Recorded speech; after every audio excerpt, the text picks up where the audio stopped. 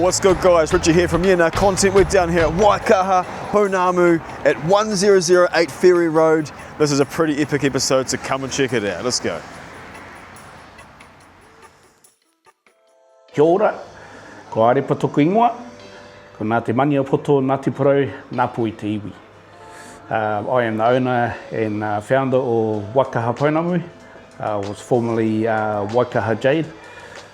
And yeah, welcome. No more hard anyway. So I began carving 7 years ago. It all began as a hobby, just a pastime. And you know, and then the more I started carving, I really started enjoying it and thinking that this could become a full-time job.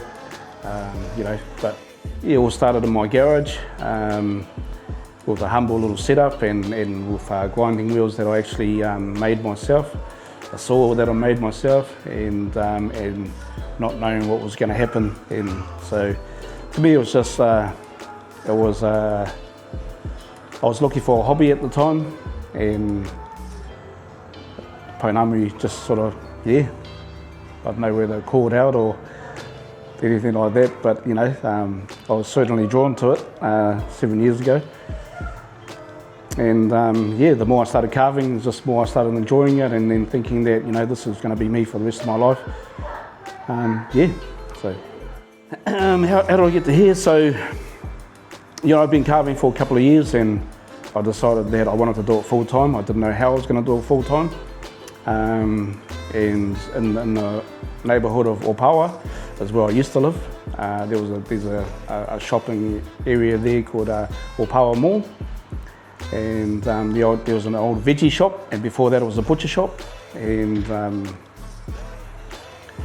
it was empty for like a year and a half, and I kept driving past it and walking past it to go to the shop to get some bread and milk, and then I looked at it and thought, oh, I might have a look at it and contact the landlord and see what the deal was with the leasing and all that. And yeah, so I knocked on the door next door, the shop next door, and said, do you have the landlord's number? And they gave it to me. I rang him up and said, oh, you know, I'd love to have a look at your shop and possibly lease it for a Pounamu shop. And he agreed, and so I set the date, which was a couple of days later, which was, I think it was like a Wednesday. And I went back home, told my partner, and I said, oh, listen, you know, I want to do this full time as a carver. And I think I'm going to open up a shop. And she goes, okay. And she goes, so what's the plan? I said, there's no plan. But I've got a meeting, a hui with the landlord for a business around the corner, shop that's empty. And yeah, and so I'm going to see him on Wednesday. And she said, okay, well, let me know how it goes. And I said, okay. And then so we went there. I met up with the landlord, John, old fella, bit of a character.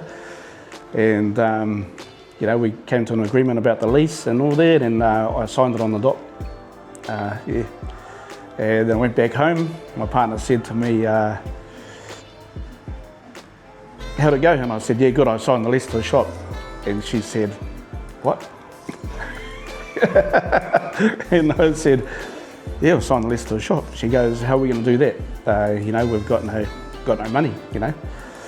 And I said, you know, and most of my life I've been a bit of a risk taker, you know, in doing stuff, and I like to, when I want to do something, I'd rather do it and fail than think what if. So, and I've just led myself in that sort of lifestyle my whole life, and which has got into where I am today. But yeah, and I said, oh, well, just play it by ear and see what happens. And at the time I was working as a supervisor. You know, I had a company vehicle, phone, and I had a really good job that paid well. And she said, well, you're going to throw in all that. And, you know, at the time it was COVID had hit.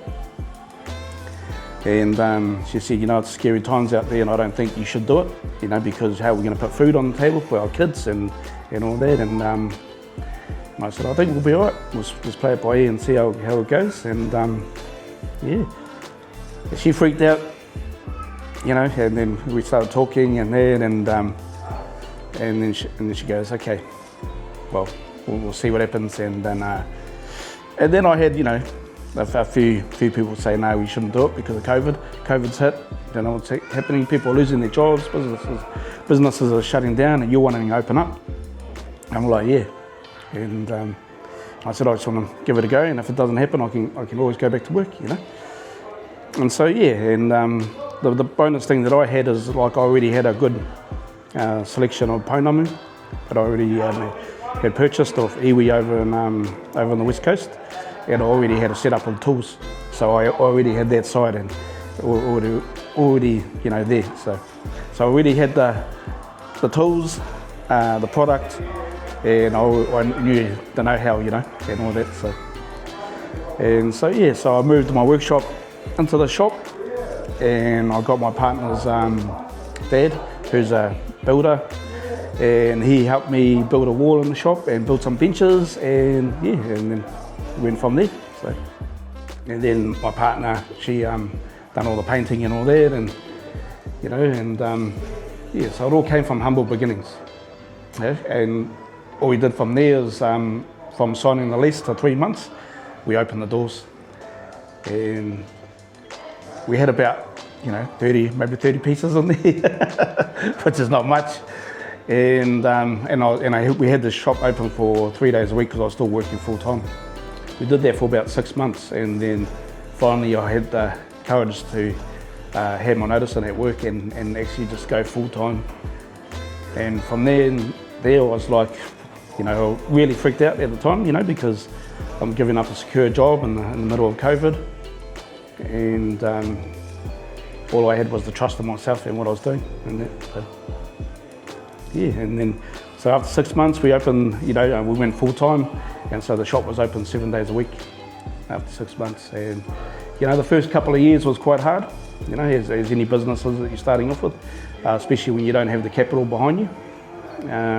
So the first 2 years was quite hard, and then coming into the third year, then we started seeing what we wanted to see, where it's like we started becoming a household name that would supply beautiful taonga to people and locals and that. So just recently we've moved over to Ferry Road in Ferrymead, and it was scary times then too, because the wars hit and prices have skyrocketed to it for everything. So it was like I had a decision, after 4 years of having this business in Opawa, to either close down and carve from home or go bigger and better. And so I chose the bigger and better because, that's who I am. I love to take risk, and like the old saying goes, with no risk is no reward.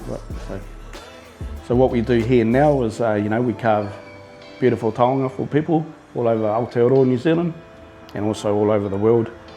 We also do a lot of custom pieces. We can come in and pick your stone, pick your shape, have a story, and we can carve that up, and then you can carry that story with your piece for the rest of your life to pass on through the generations. Our workshops, we run carve your own workshops where you can come in and carve your own taonga, like a lot of people do and have experienced, and it's awesome to be able to provide that sort of thing for people to come in and create their own piece to give to their loved ones and that. So yeah. So this weekend we're in celebration of Matariki. We actually done on Saturday and Sunday, we done Locals Day, where locals could come in and experience carving pounamu to gift on to their whānaus. And all we asked for was a koha.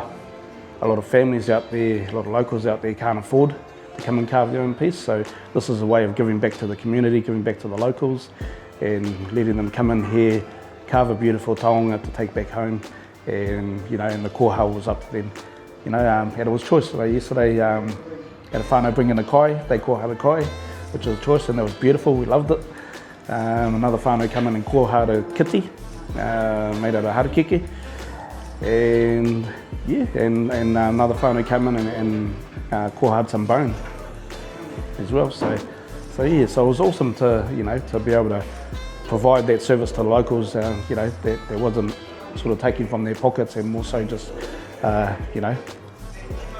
an exchange for my services, and then they can, you know, give whatever they can or whatever they can afford. So that was choice to see the smiles on their faces, and you know, and it's quite emotional for someone, you know, to be able to carve their taonga and take back and give to their loved ones. And so the future for Kaha Pounamu is to, you know, hopefully pass it down to my kids, and then they can take over as carvers and you know, and carry on something that I've created, you know, because that's what it was all about. It was all about creating generational wealth for my kids.